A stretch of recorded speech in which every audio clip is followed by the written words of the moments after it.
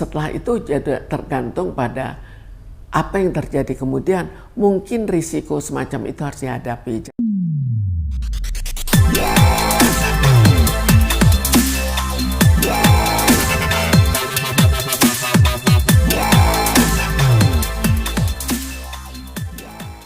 Kasus KDRT menimpa artis, seorang public figure, gimana? Ya dilihat dari segi apa, dilihat dari segi pelakunya. Jelas pelakunya karena melakukan secara berulang, maka diduga memang kepribadiannya memang demikian. Jadi kepribadiannya agresif dan sangat mudah untuk melakukan tindak kekerasan. Itu lalu kita lihat lagi ada faktor pencetusnya apa pada saat itu sehingga muncul suatu tindakan. Jadi orang dengan kepribadian tetap tidak otomatis menjalankan atau berlaku sesuai dengan tingkah lakunya. Tapi ada suatu faktor pencetus juga. Dalam hal ini tidak tahu ada apa, apakah faktor calegnya atau faktor apa. Karena jelas caleg itu juga banyak stres karena dia sudah mengeluarkan uang, belum tentu terpilih. Bu, tapi kalau menurut Ibu sendiri, kondisi seorang perempuan yang di KDRT seperti apa sih Bu, rapuhnya dan juga mentalnya seperti apa? Sekarang kita harus kembalikan bagaimana perempuan itu. Perempuan ada yang kuat, biasa ribut, ada yang lemah dan sangat disayang dan dibantu oleh orang tuanya. Maka dia akan lain dalam hal ketangguhan menghadapi suatu tindakan kekerasan. Kan ada misalnya kita ambil seorang olahragawan perempuan, dia misalnya menghadapi seperti itu tidak terlalu dirasakan. Tapi seorang yang lemah lembut menghadapi seperti itu kan sangat dirasakan. Jadi kita tidak bisa menggeneralisir. Tapi yang pasti adalah bahwa dia memang tetap akan merasa tertekan. Apalagi lihat dari buktinya bahwa dia lapor ke polisi. Kalau dianggapnya tidak terlalu keras, seringkali juga tidak akan lapor dengan begitu mudah ke polisi. Bu, tapi kalau Ibu sebagai melihat seorang psikolog kesehatan, seorang pria yang sudah, ibaratnya ini sudah 2 kali Bu, Ferry melakukan KDRT, ini emang sudah menjadi DNA-nya, tabiatnya itu gimana sih? Jadi itu sudah kepribadian, akhirnya perilakunya ya perilaku sebagai apa yang kita lihat sesuai dengan akhirnya tabiatnya. Jadi memang itu sudah akan berulang-ulang lagi, tapi kita tidak tahu kemudian karena ada faktor-faktor yang dapat merubah perilakunya. Faktor apa? Misalnya kalau dia misalnya ditangkap dan betul-betul merasa cerah dan misalnya juga dibantu dengan pengarahan-pengarahan, maka mungkin saja dia tidak mengulang atau tidak mengulang dengan keras. Lalu bisa saja situasi berikutnya demikian tenang sehingga dia juga tidak melakukan tindak kekerasan yang berlebih.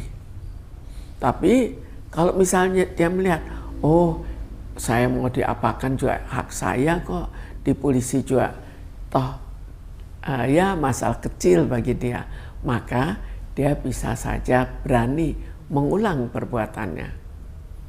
Bu, kalau untuk masalah dalam rumah tangga, ketika masalah masalah seksualitas itu biasanya ada nggak sih ketika sang pria itu hasratnya tinggi, tapi ketika wanita yang menolak itu bisa kejadian nggak sih? Ya. Itu seperti apa seorang psikolog melihatnya? Setiap stres bisa menimbulkan kejadian pada orang yang memang mempunyai dasar kepribadiannya. Jadi kita kembalikan pada dasar dari sifat orangnya. Jika itu terjadi pada orang lain, mungkin belum sampai terjadi apa-apa. Kan banyak sekali orang yang ya suami istri kan tidak selalu pasti sama-sama. Tapi kadang-kadang ada satu yang mau, satu yang tidak. Tapi semuanya itu kan saling toleransi. Tapi kenapa dia harus keinginan dia yang diikuti? Jadi bagi dia itu merupakan suatu stres. Stres itu bisa mencetuskan tiba-tiba muncul agresi dan akhirnya melakukan tindak kekerasan.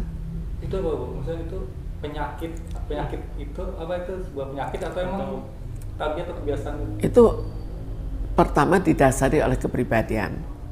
Kemudian jika ada masalah, jadi akhirnya dalam jiwanya itu dia terlalu agresif. Sehingga sedikit tersentuh maka dia bisa melakukan tindak kekerasan. Tapi mungkin juga bukan hanya itu faktornya, tapi ada faktor lain. Mungkin juga ada masalah di balik itu, ada masa dia memikirkan keuangan dalam hubungan dengan calegnya. Kita kan belum tahu persis, tidak dilakukan penelitian secara lebih detail. Bu, tapi kalau Ibu melihat yang ada beredar di medsos foto Vena Melinda yang berdarah itu, Ibu melihat seperti apa tuh, Bu? Dia lebih kan atau ada maksud? Jadi kalau sampai berdarah, jelas semua orang melihatnya kok keterlaluan amat. Memang seorang suami memukul istri itu dianggap sudah keterlaluan. Apalagi kalau sampai berdarah. Ibu melihatnya seperti apa? Itu dilebih-lebihkan atau emang untuk memperkuat bukti? Jadi bahwa ini tidak dihapus, mungkin dilebih-lebihkan. Mungkin juga perdarahannya demikian besar sehingga mengalir terus. Jadi kita belum tahu, harus melihat secara persis apa yang sebetulnya terjadi. Dan seharusnya kan ada visum lagi yang menentukan, memang dilakukan tindak kekerasan yang sangat keras sampai pada masalah apa. Jadi apakah ada tulangnya yang terkena atau ya pembuluh darah di luar, kita kan belum tahu. Bu, seberapa traumanya sih para korban KDRT itu, Bu? Memang kan ada beberapa kasus seperti artis Resi Rizal bisa memaafkan dan kalau ini mungkin akan dilanjutkan ke tahap mana sampai dihukum gitu. Nah, seberapa besar sih korban KDRT itu? Ya, kita kan belum tahu apakah sebelumnya juga terjadi. Hanya belum sampai sesuatu yang berdarah-darah. Jadi kalau ini terjadi berulang, jelas akan berbeda daripada kalau ini pertama kali terjadi.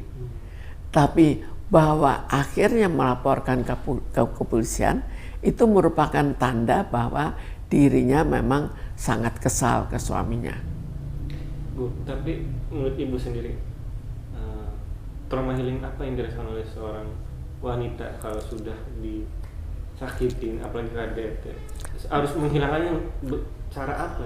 Jelas traumanya takut menghadapi laki-laki, bahwa melihat bahwa laki bisa seperti itu. Tinggal pengalaman yang sebelumnya tidak pernah terjadi atau pengalaman di rumah tangga sebelumnya, kalau itu sesuatu yang baru pertama kali terjadi, kita lihat kembali bagaimana suaminya bersikap. Karena mungkin saja suaminya itu seorang yang sangat-sangat halus jika keinginan dia diikuti, dan kasar sampai pemukulan jika keinginannya tidak diikuti. Itu kita nilai lagi.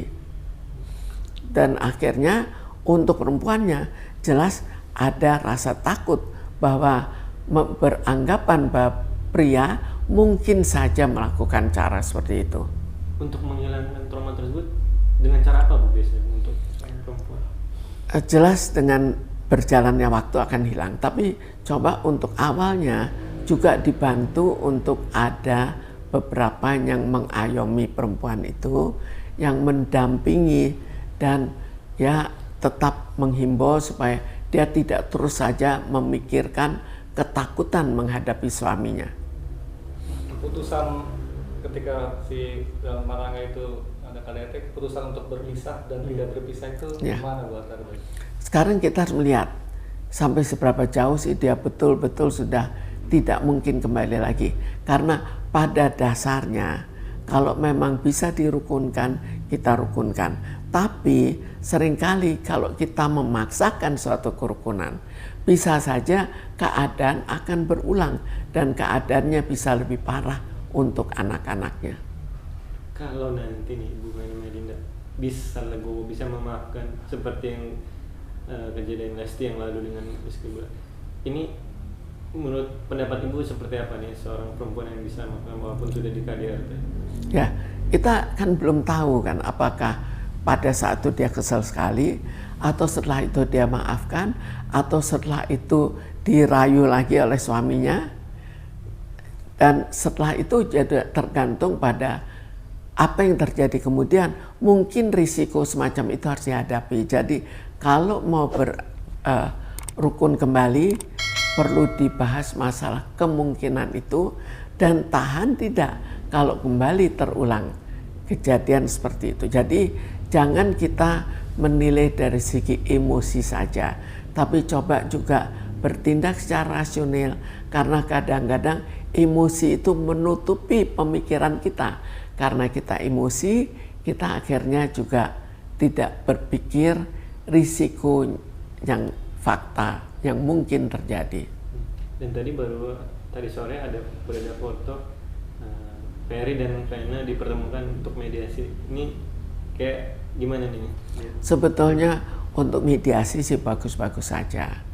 Tinggal apakah betul tercapai kesepakatan atau ini hanya masalah emosi saja yang sifatnya sementara. Tapi kalau memang betul-betul dan mau dicoba, ya itu urusan mereka.